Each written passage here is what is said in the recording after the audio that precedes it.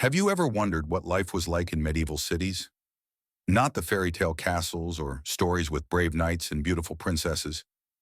In reality, life in medieval cities was full of surprises, strange rules, and situations that you can hardly imagine. Imagine living in a crowded city where people not only share living space with each other, but also with livestock. The streets are filthy and the stench is everywhere. And what would happen if you accidentally threw trash out of your window? You could be fined. That was one of the bizarre rules that people had to follow. But it's not just strange rules. Life in medieval cities was riddled with crime, violence, and strict control by the authorities. Sometimes a small argument could lead to death. And if you think people lived in safety and peace, prepare for some surprises. The untold truths about life in these cities will completely change the way you think about a period we still consider full of mystery. So, are you ready? Let's travel back in time and uncover the fascinating, bizarre, and sometimes terrifying secrets about life in medieval cities. Imagine waking up in a medieval city, stepping out of your cramped little house and finding yourself surrounded by a chaotic mess of narrow streets, loud voices, and an overwhelming smell of, well, let's just say it's not fresh bread. Cities in medieval times were far from the grand, tidy places we might picture. These cities were packed, often with far more people than the buildings could comfortably hold, and many of those buildings were little more than dark, damp, and smelly spaces that could barely be called homes. In fact, many people didn't even live alone. It wasn't unusual for families to share their space with livestock. Yes, you might have to dodge a pig or two on your way to the market. Space was so tight that if you were lucky enough to live in a house with a second floor, that was the height of luxury. Most people slept, ate, and lived in the same room. And the smell, well, you can imagine what that would be like. And while we might think of cities as bustling hubs of trade and culture, the reality was much grimmer. Streets were dirty, full of mud, waste, and whatever else people could throw out of their windows. Speaking of which, did you know that in some places, people didn't have to walk all the way downstairs to dispose of their waste?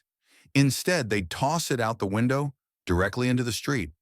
But before you start thinking that this was all just about bad hygiene, there was more at stake than just the unpleasant smells.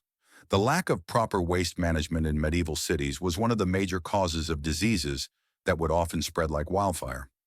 You see, back then, there was no understanding of germs or bacteria, and people didn't know that what they were tossing out into the streets could make them seriously ill. Imagine the chaos during the summer, when the streets were filled with heat, the stench of refuse, and the noise of people and animals. If you didn't clean up the area around your house regularly, you could get fined. And it wasn't just about looking tidy, it was about survival. The Black Death, which devastated cities in the 14th century, was partly fueled by such conditions, where close quarters, poor sanitation, and a lack of understanding of disease spread like wildfire. But let's not get too grim, because despite the overwhelming filth and squalor, medieval cities were also places of life. They were places where trade thrived and where different cultures met. People came from all over to trade goods, and the bustling market squares were filled with colorful stalls selling everything from food to clothing, weapons, and jewelry. It wasn't all bad, but you had to get used to the constant noise, the hustle and bustle, and the idea that personal space was a luxury few could afford. The streets were so narrow that there was barely room for two people to walk side by side, and when it rained, it would often turn into a muddy, slippery mess. And let's not forget the animals. Horses, cows, pigs, and chickens were a common sight wandering through the streets, adding to the congestion.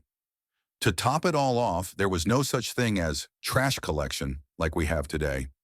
Instead, it was up to each household to dispose of their waste, which often ended up being thrown into the streets. But the real kicker, if you were caught throwing waste out of your window, you could be fined. In places like London, the authorities had strict rules about cleanliness. In fact, if you didn't clean the street in front of your home regularly, you'd face a fine. It wasn't just about keeping things looking pretty, it was about protecting people from diseases that could spread rapidly. For example, in London, if you were caught throwing waste out of your window instead of using the central drainage channels, you'd be fined 2 shillings. Doesn't sound like much, but for the time, That was a decent amount of money. Even with these regulations in place, the challenge of waste management was overwhelming.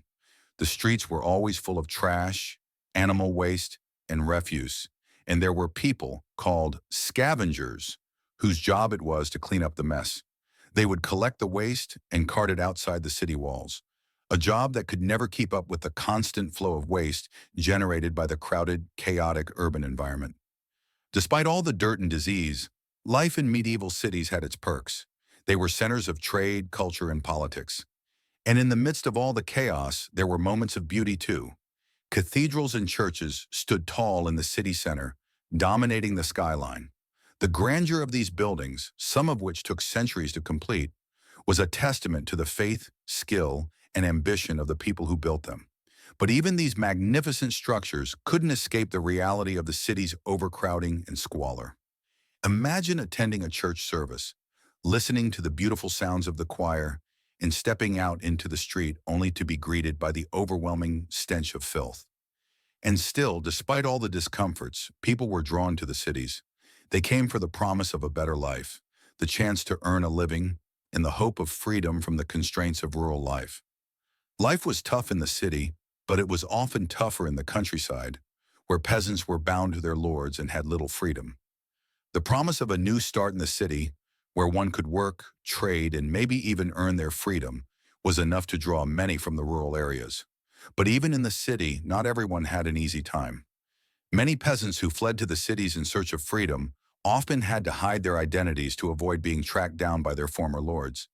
A year and a day in the city was all it took for them to earn their freedom, but they had to keep their heads down and avoid drawing attention to themselves.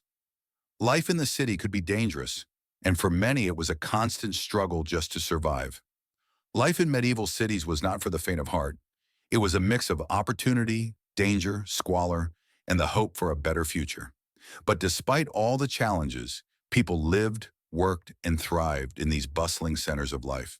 The streets may have been dirty, the buildings cramped, and the laws strange, but the cities were alive with energy, trade, and the promise of something more. So while the conditions may seem unbearable by today's standards, for many the city was the only place they could turn to for a shot at freedom, wealth, and a new life. Life in medieval cities wasn't always a peaceful experience. In fact, crime was a major issue, and cities often faced dangers from within their own walls. People lived in constant fear of crime. Theft, violence, and even murder over trivial matters could happen at any time. Arguments frequently turned violent, and sometimes a small disagreement about something insignificant could end in bloodshed.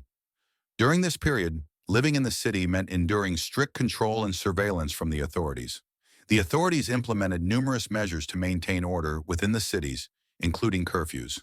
City gates would close at night, and people had to return home before the gates were locked. Tools of control like these were used to keep outsiders from entering the city and causing trouble. However, sometimes the dangers came from the very people who lived next door, not strangers. A prime example of this is in 1322 in London, when a small argument between a boy and a passerby ended in death. The boy, the son of a goldsmith, threw urine out of the window, landing on the shoes of a passerby. A fight broke out, and when someone tried to intervene, they were killed simply for attempting to make peace. This story shows the level of tension and danger in the daily lives of medieval citizens. What seemed like a trivial argument could sometimes lead to tragic consequences. Incidents like these weren't rare in medieval cities. Another example is the story of Roger Styward, an eel seller from Hampton. In 1325, he was caught throwing eel skins and waste in the street. One of the shopkeepers chased him into a churchyard and beat him so severely that Roger was only able to stagger a few steps before collapsing and dying right there. Not only crime and violence, but even something as mundane as littering could lead to arguments and severe consequences. In another case in London, a man named Simon de Warfield continued to throw trash into the street despite being warned multiple times. He even insulted the authorities by calling them stupid yokels. As a result, he was arrested and fined.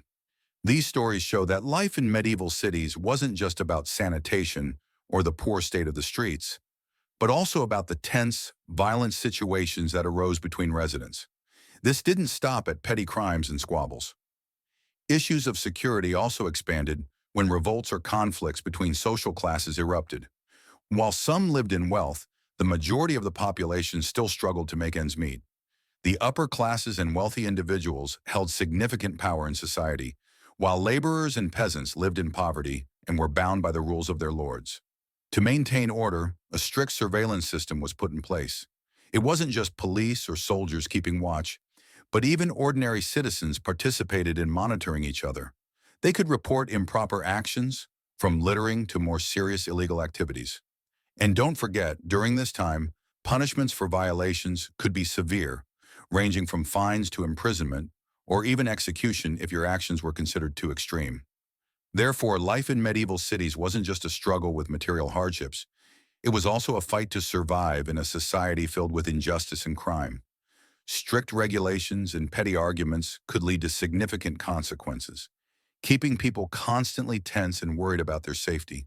With the rapid development of trade, medieval cities gradually became important economic centers. However, not everyone had the opportunity to partake in this growth. Medieval cities weren't always easy places to live, but for those with the ability to do business, they were the places to seek opportunities and advance their careers. The economy of these cities mainly depended on trade, handicrafts, and agriculture. Major cities like London, Bruges, and Ghent became bustling trading hubs, where items such as textiles, metals, livestock, and food were exchanged. The markets in these cities were always full of goods from all over, from farms to handcrafted items.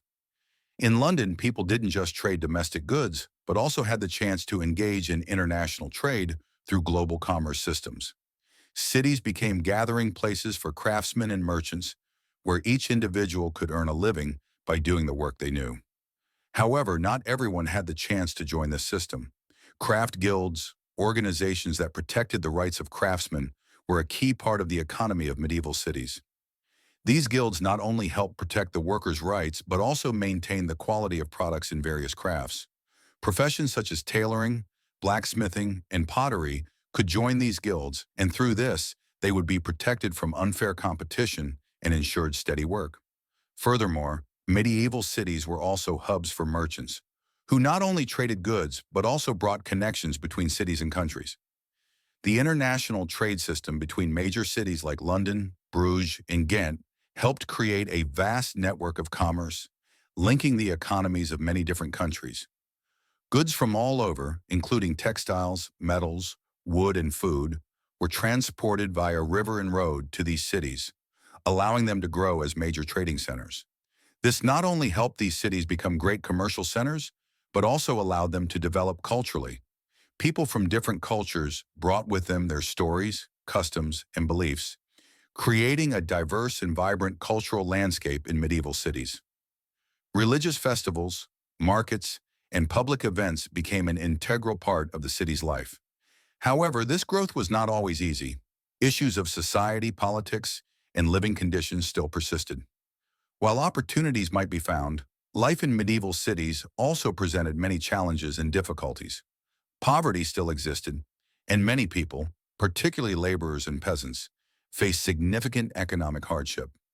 The poor in the city often didn't have the opportunity to participate in the commercial activities, and they typically lived in cramped, dilapidated, and impoverished areas. With all of these factors, despite the opportunities for economic growth and the challenges of social issues, medieval cities were places of constant change and energy. They were where people with dreams, hopes, and ambitions gathered, but they were also places filled with struggles, poverty, and violence. These cities, while being commercial and cultural centers, also contained stories of conflict and a yearning for freedom. Life in medieval cities wasn't just about work and trade. Culture and cuisine also played an important role in the daily lives of the city's inhabitants.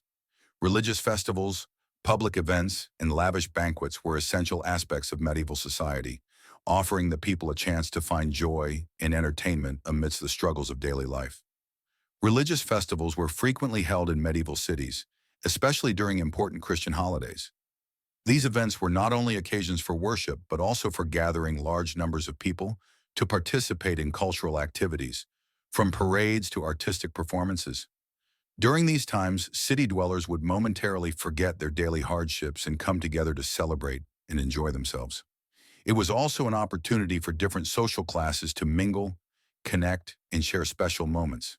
In addition to religious festivals, public events played a crucial role in medieval urban life. Games, fairs, and sports competitions were activities that the people of the city enjoyed. Sporting events like horse racing and wrestling attracted large crowds, and these were occasions for the people to relax and unwind after a tiring week of work. Fairs were also an integral part of city life, where citizens could trade goods, meet friends, and socialize. In terms of cuisine, life in medieval cities was diverse and rich. While the poor mostly had simple meals like bread, soup, and salted meat, the aristocracy enjoyed lavish and expensive dishes. The nobles' meals were often prepared with rare ingredients such as spices from the East, exotic meats, and fine wines.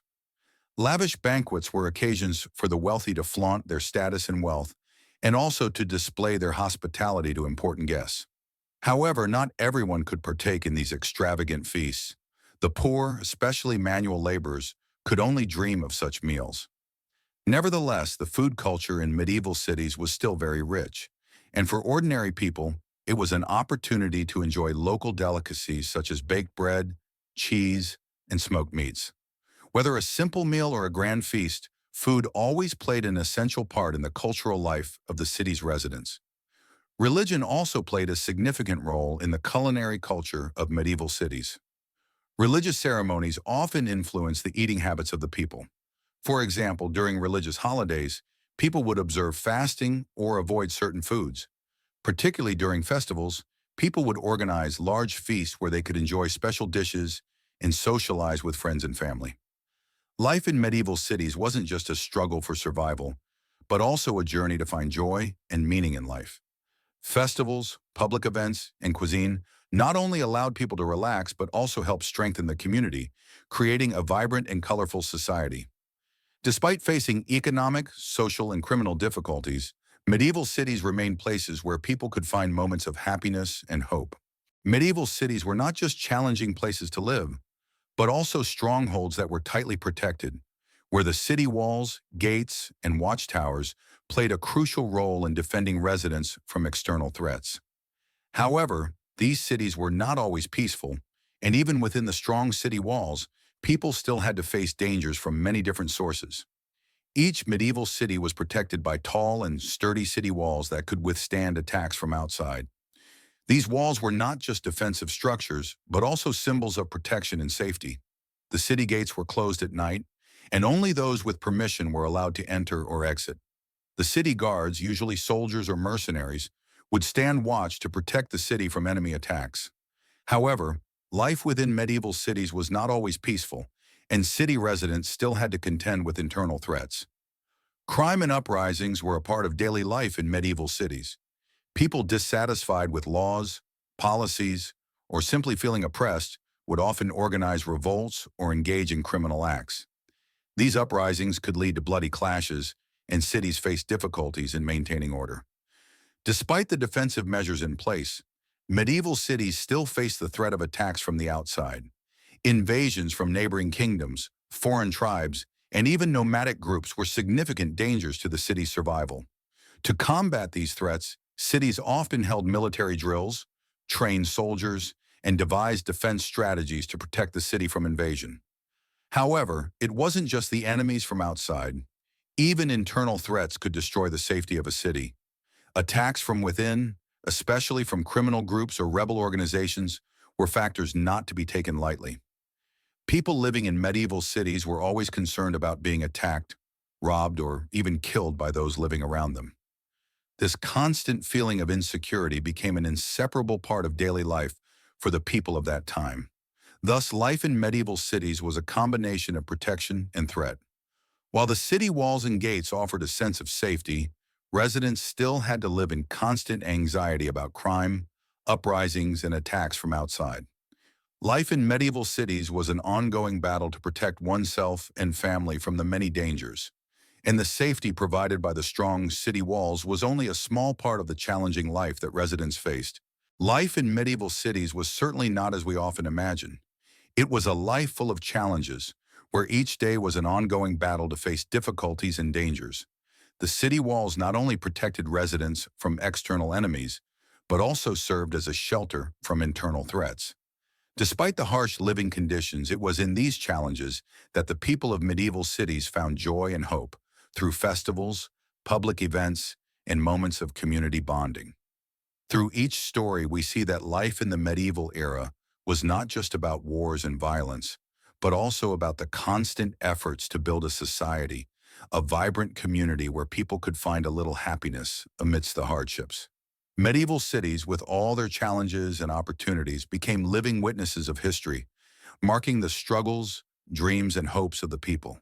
If you found the story of life in medieval cities fascinating and want to uncover more strange secrets from history, don't forget to like and subscribe to the channel so you won't miss any upcoming videos. Share this video with your friends to explore the untold stories of the past together. Thank you for watching this video. See you in the next journey of discovery, where we will explore even more fascinating mysteries in history.